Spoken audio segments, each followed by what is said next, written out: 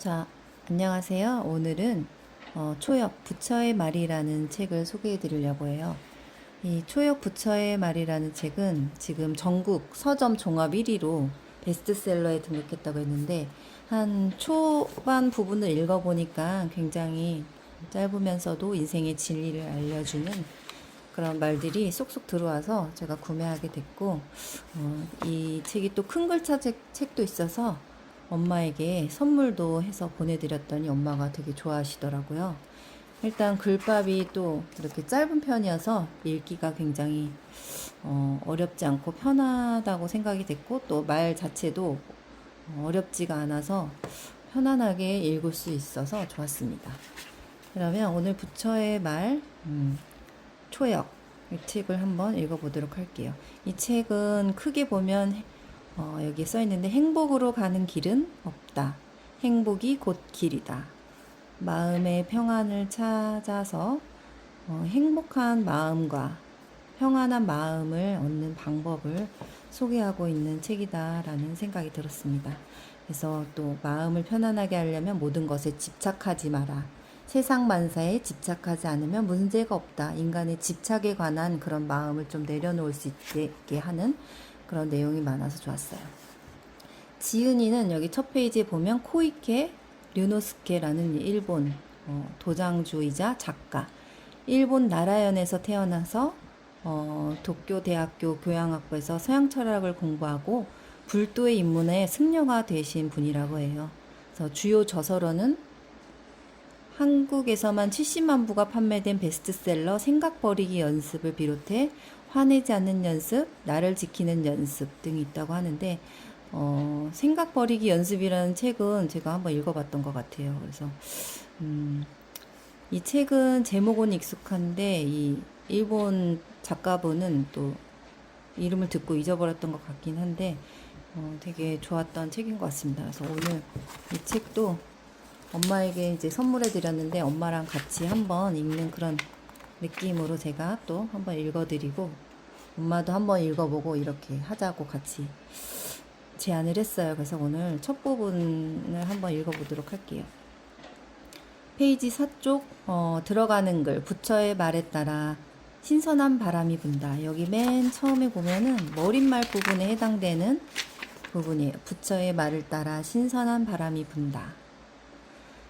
이제 집어치울까? 때로는 포기하고 싶어집니다. 때로는 좌절이 엄습합니다. 어쩌지? 때로는 불안함으로 가슴이 두근거립니다. 때로는 좋지 않은 유혹에 넘어갈 것만 같습니다. 이처럼 무심코 마음이 약해질 때 우리는 돌연 어려움에 처하게 됩니다. 그럴 때마다 저는 이 책 172쪽에서 174쪽에 7불 통계계나 179쪽에서 182쪽의 정승경 또는 자비경을 읊조리며 극복해 왔습니다. 그래서 부처님의 말을 이렇게 읽기 쉽게 초역한 글이다라는 내용이고요. 부처님의 이런 경전을 초역했다라는 것은 뜻이 변하지 않게 그 뜻을 잘 보존하면서 독자들에게 이 의미를 전하고자 했던 그런 내용이 이 머릿말 부분에 나와 있어요.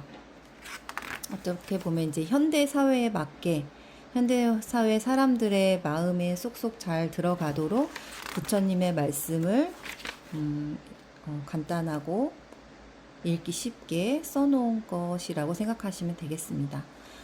이렇게 차례를 보면 1부는 감정에 휘둘리지 않는다.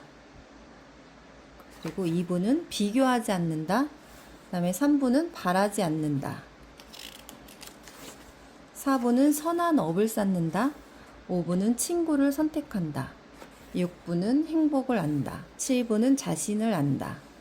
이렇게 마음을 다스리고 우리가 살아가면서 사람들과의 관계에서 얻는 그런 번뇌와 고통으로부터 우리가 어떤 마음을 가져야 하는지를 부처님의 말씀을 통해서 전해주고 있고요. 이 책을 읽다 보면 마음이 굉장히 편안해짐을 느끼실 수 있을 거예요.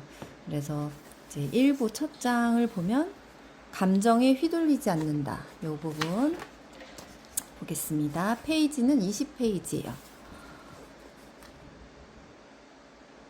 만일 누군가가 불쾌하게 군다면 당신이 경쟁자로부터 불쾌한 일을 당해 우울해지거나 위축된다면 그것을 보고 상대는 꼴 좋다며 웃고 기뻐할 것입니다. 고로 진정한 손익을 아는 자는 아무리 불쾌한 상황에 놓여도 한탄하거나 슬퍼하지 않고 평상심을 유지합니다. 전과 다름없이 온화하고 부드러운 당신의 표정을 본 상대는 쳇 실망이네 하며 낙담하겠지요. 적을 고민하게 만드는 최고의 방법은 화내지 않고 온화하게 있는 것, 단지 그것뿐입니다. 누군가가 나에게 불쾌한 행동을 했을 때, 화를 내거나 뭐 그랬을 때, 내가 우울해지거나 보통은 위축되잖아요. 상대방 때문에. 그렇지만 진정한 손익을 아는 자는 아무리 불쾌한 상황에 놓여도 평상심을 유지하는 것이 오히려 그 상대방을 이기는 방법이라는 거. 그래서 전과 다름없이 온화하고 부드러운 당신의 표정을 본 상대는 오히려 낙담을 한다라고 얘기해주고 있습니다. 그래서 적을 고민하게 만드는 최고의 방법은 화내지 않고 오히려 온화하게 있는 것, 이것뿐이라고 말하고 있어요. 사실은 누군가 나를 불쾌하게 했다면 일단 표정부터 상대방을 향해 속으로 뭐 욕을 한다든지 이런 안 좋은 생각을 갖게 되는데, 상대방을 고민하게 만드는 최고의 방법은 화내지 않고 온화하게 있는 것. 은은한 미소를 지으면서 있을 때 오히려 그 사람을 더 고민하게 만든다는 것을 잊지 말아야겠습니다. 그 다음에 21쪽에 누군가 나를 화나게 했다면, 그렇게까지 화낼 필요 없잖아. 화를 내는 미운 상대를 보고 화가 울컥 화가 치민다면 그 화로 인해 스스로 악인이 되고 있음을 깨달아야 합니다. 화를 내는 사람에게 분노를 느끼지 않고 태어날 수 있을 때 비로소 어려운 상대를 만나도 승리할 수 있습니다. 네, 화내는 사람에게 분노를 느끼지 않고 태어날 수 있을 때 비로소 어려운 상대를 만나도 승리할 수 있다. 이 부분이 아주 인상 깊습니다. 타인이 화를 마주했을 때 빨리 알아차려야 하는 것은 지금 당신의 마음이 화로 물들려 한다는 사실입니다. 그 찰나를 알아차리고 마음을 가라앉히세요. 그럴 때 비로소 당신도 상대방도 마음의 치유를 얻을 수 있습니다. 당신이 상대방의 화를 부드럽게 받아줄 때 두 마음속의 화는 잦아들고 상처는 치유됩니다.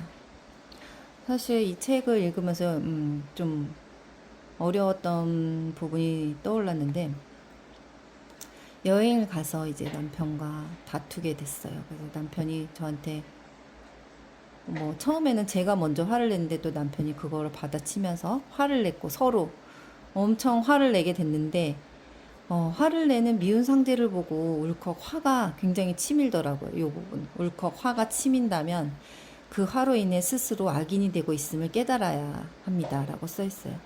근데 이제 그 화를 낸 상대방에 대해서만 제가 화를 냈기 때문에 내가 화가 났다고 생각하는데, 그 화로 인해 내가 악인이 되고 있다라는 것을 깨달아야 한다라는 것을 말해주고 있어요. 사실 내 자신이 악인이 된다라는 것은 잊고 화를 내게 되거든요. 저 사람 때문이다라고 생각하는데, 그 화로 인해 내 스스로가 악인이 되고 있다라는 것을 깨달아야 한다고 합니다. 그래서 화를 내는 사람에게 분노를 느끼지 않고 태어날 수 있을 때 비로소 어려운 상대를 만나도 승리할 수 있습니다. 이 부분이 마음에 드는데요. 상대방이 어떻게 화를 내든지 내가 태어난 행동을 보인다면 어려운 상대를 만나도 내가 승리할 수 있다.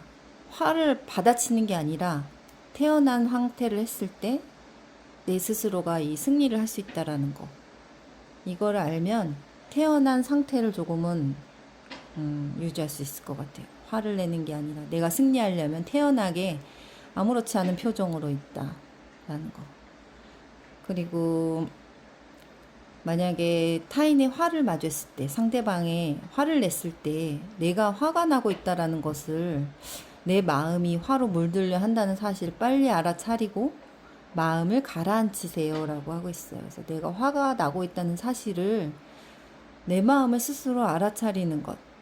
그래서 그 마음을 가라앉히는 것이 중요하다라고 얘기하고 있는데, 사실은 내 마음을 알아차리는 것이 굉장히 어려운 일. 내가 화가 나고 있는 것은 당연하다고 생각하고 그냥 그렇게 내버려 두기 때문이죠.